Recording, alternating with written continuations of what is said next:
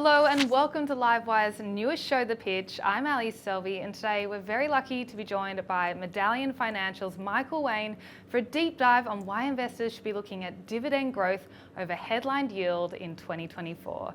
Thanks so much for joining us today, Michael. Really excited to feature you on the show. Thanks for having me. It's always good to be on Livewire. High yields are obviously appealing to investors, particularly those who are looking to generate passive income from their investments. Can high yields be deceiving? Look, we certainly think so. There's definitely a tendency from a lot of investors just to focus on that headline dividend yield for no other reason other than, the business might be a well-known household name, a very large company that pays that attractive headline number. But the reality is we think such a focus is counterproductive to long-term investment returns, and instead investors should be focusing on the growth of that income over time rather than what the headline dividend yield is today.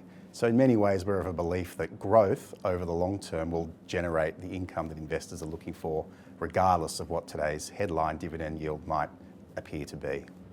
Let's dive a little bit deeper into that. Why dividend per share growth? Why is that so important? The last 10 years, we've been fortunate to have very low inflation, which meant cost of living pressures weren't as great. However, that whole dynamic has shifted, as we all know, in the last 18 months or so with the emergence of inflation. So over time, as an investor, you want the income that you're receiving from your investments to be growing as fast as inflation, or if not, a lot faster than inflation over time, so that you're essentially better off from the income that you're receiving. So from our standpoint, earnings per share is incredibly important when it comes to the long-term trajectory of a company's valuation. But equally as important, and it's been proven academically as well, dividend per share growth is the other component to your total return. Obviously there's capital growth and there's dividends. So if dividends are growing over time on a per share basis, then there's a very good chance that the valuation of the company is growing as well. Is it possible you could provide an example just to illustrate this a little bit more, perhaps of a stock with high headline yield numbers and then also a stock with high dividend per share growth? So looking at this particular slide, what we can see in the grey highlighted sections are two household names, familiar businesses to most people who are invested in the Australian stock market. You've got Telstra Corporation and National Australia Bank. Both of these companies are favourites of many investors. They're perceived to be high dividend paying stocks. But if we actually look at some of the detail in this table, it might not be all that it appears to be when it comes to the dividend front for these businesses. So Telstra and NAB historically have always had high dividend yields. However, if you look at the total dividend income received over a 10-year basis on a hypothetical $10,000 investment, if you look at the bolded section, you can see that Telstra has generated about $4,270 worth of dividends, the NAB about $5,300 worth of dividends over that 10-year time frame. However, if you go to the second last row, you'll see the dividend income growth on a 10-year basis for Telstra. The dividends have actually fallen on a 10-year basis, and it's the same situation with NAB. So if you took the dividend that you're receiving today on Telstra and divide it by what you would have paid for Telstra 10 years ago, the effective dividend yield on your initial investment is 3.2% in the case of Telstra. And if you look at the NAB, your effective dividend yield or your dividend yield on your initial investment is about 5.3%. So that's the two companies in the grey shaded section there. We'll now turn our attention to two perceived growth companies. And often people disregard growth companies under the impression that they don't pay high dividend yields or the income that you're going to receive from those investments is going to be less compelling. However, what we're going to see from this pink section here is two companies, Altium, which is a bit topical at the moment given it's being taken over, and Pro Medicus.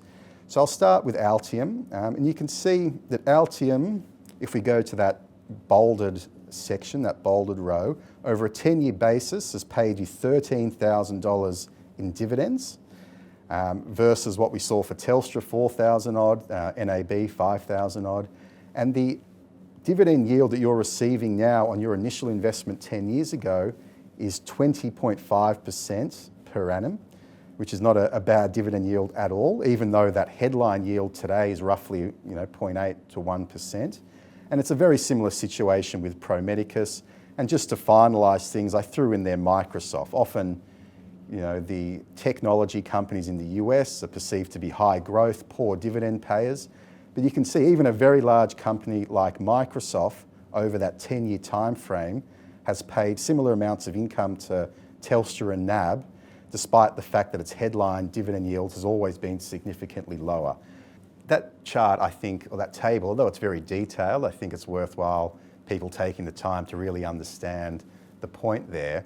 And the point is that companies might appear to have low income paid today, but the reality is over time, if that company is able to grow its revenues, grow its earnings, grow its free cash flows, then the reality is that dividend per share will grow over time as well. So I think it's important investors focus less on the income today, but the potential for compounded income growth over time, which can very quickly justify the investment, not only from a capital growth standpoint, but also from an income standpoint as well. You talked through a few examples just now, but I'm going to push you for a few more. Are there 3 stocks that you believe have really impressive levels of dividend per share growth right now? Yes, I'll give you a 3 stocks, a variety amongst those 3. The first one is CSL, again, a household name, an ASX top 10 business, but on the face of it trades on a very low headline dividend yield. But the reality is for something like CSL, which over the last 10, 20, 30 years has compounded its earnings growth at double digits, revenue growth at double digits, it's still expected to deliver those double-digit revenue and earnings growth in the years to come. And there's a very high probability that the dividends per share will grow at a double-digit rate compounded over the long term.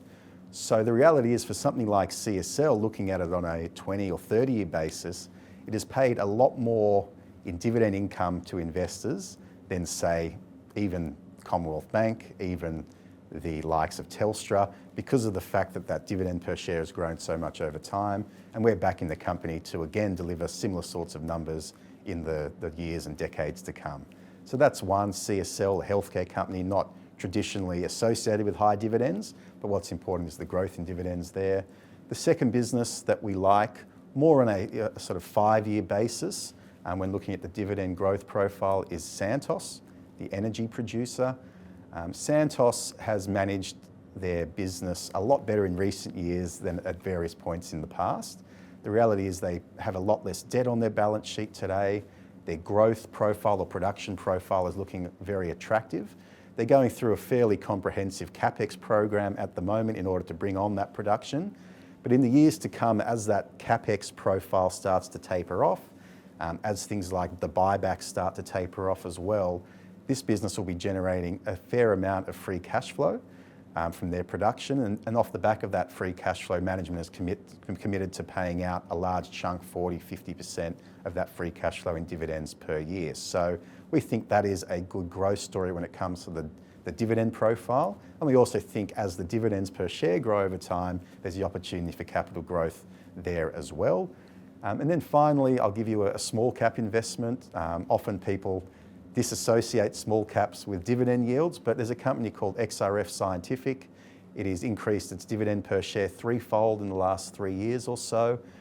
We expect that their dividend profile will continue to grow, perhaps not at those numbers, but will continue to increase and deliver on some of those points that we were just touching upon earlier, that this is a business that is growing its revenue, growing its earnings, its margins are actually expanding. That will enable them to pay out more in dividends per share, which will be beneficial not only, again, from a dividend standpoint, but from a capital growth standpoint, we think. Okay, well, thank you so much for your time today, Michael. I really enjoyed that. I learnt so much from that. Thanks, Ali. I hope you enjoyed that as much as I did and learnt something as well. If you did, why not give this episode a like? And remember to subscribe to our YouTube channel. We're adding so much great content just like this every single week.